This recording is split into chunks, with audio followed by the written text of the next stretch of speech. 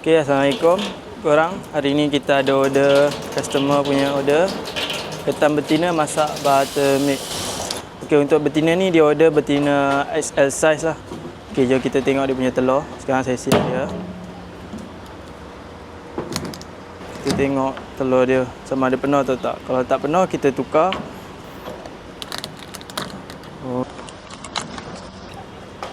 Okay, ni telur ketan betina kita.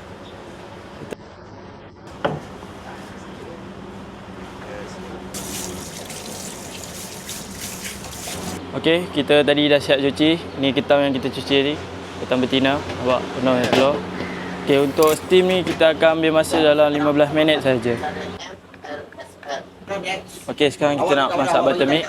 Jom kita tengok kita masak buttermilk. Okey, ni dia buttermilk kita dah siap.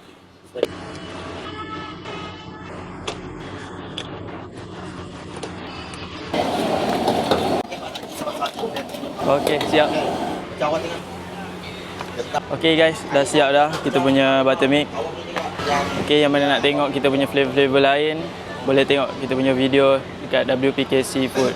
Okey, terima kasih untuk hari ni.